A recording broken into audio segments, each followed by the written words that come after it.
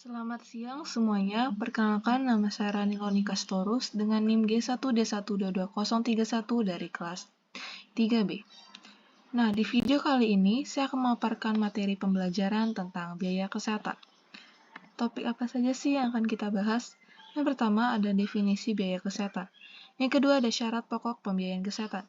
Yang ketiga ada permasalahan dalam pembiayaan kesehatan.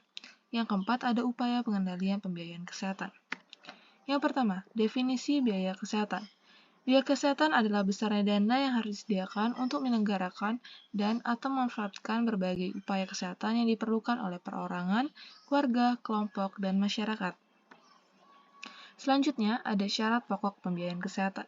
Yang pertama ada jumlah. Jumlah dana harus tersedia dengan cukup dan tidak menyulitkan masyarakat yang akan memanfaatkan. 2. Penyebaran. Penyebaran dana harus teralokasikan dengan baik. Yang ketiga ada pemanfaatan. Pemanfaatan harus diatur dengan seksama. Selanjutnya ada upaya untuk mengatur penyebaran dan pemanfaatan dana antara lain. Yang pertama, peningkatan efektivitas. Upaya yang menghasilkan dampak yang lebih besar seperti mengutamakan upaya pencegahan, bukan pengobatan penyakit. Yang kedua, peningkatan efisiensi. Mekanismenya seperti, pertama, standar minimal. Pelayanannya itu standar sarana dan standar minimal tindakan. Yang kedua, kerjasama baik. Kerjasama baik institusi seperti penggunaan alat kedokteran yang mahal dan bekerjasama sistem seperti sistem rujukan. Selanjutnya, ada permasalahan dalam pembiayaan kesehatan. Yang pertama, kurangnya dana yang tersedia. Kurangnya dana yang tersedia. Di banyak negara, terutama di negara yang sedang berkembang, dana yang disediakan untuk penyelenggaraan pelayanan kesehatan tidaklah memadai. Rendahnya alokasi anggaran ini berkaitan dengan masih kurangnya kesadaran pengambilan keputusan akan pentingnya arti kesehatan. Yang kedua ada penyebaran dana yang tidak sesuai.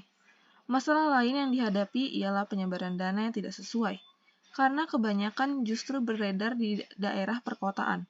Padahal jika ditinjau dari penyebaran penduduk, terutama di negara yang sedang berkembang, kebanyakan penduduk bertempat tinggal di daerah perdesaan. Yang ketiga, ada pemanfaatan dana yang tidak tepat. Pemanfaatan dana yang tidak tepat juga merupakan salah satu masalah yang dihadapi dalam pembiayaan kesehatan ini. Adalah mengejutkan bahwa di banyak negara, ternyata biaya pelayanan kedokterannya jauh lebih tinggi daripada pelayanan kesehatan masyarakat. Padahal, semua pihak telah mengetahui bahwa pelayanan kedokteran dipandang kurang efektif daripada pelayanan kesehatan masyarakat. Yang keempat, ada pengelolaan dana yang belum sempurna. Seandainya dana yang tersedia amat terbatas, penyebaran dan pemanfaatannya belum tentu begitu sempurna. Namun, jika apa yang dimiliki tersebut dapat dikelola dengan baik, dalam batasan-batasan tertentu, tujuan dari pelayanan kesehatan masih dapat dicapai. Sayangnya, kehendak yang seperti ini sulit diwujudkan.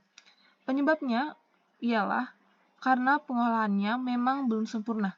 Tidak hanya dengan pengetahuan dan keterampilan yang masih terbatas, tapi juga ada kaitannya dengan sikap mental para pengelola. Yang kelima, ada biaya kesehatan yang semakin meningkat. Masalah yang dihadapi oleh pembiayaan kesehatan adalah makin meningkatnya biaya pelayanan kesehatan itu sendiri. Banyak penyebab yang berperan di sini, beberapa yang terpenting adalah, yang pertama, tingkat permintaan. Yang kedua, kemajuan ilmu dan teknologi. Yang ketiga, perubahan pola penyakit. Yang keempat, perubahan pola kesehatan.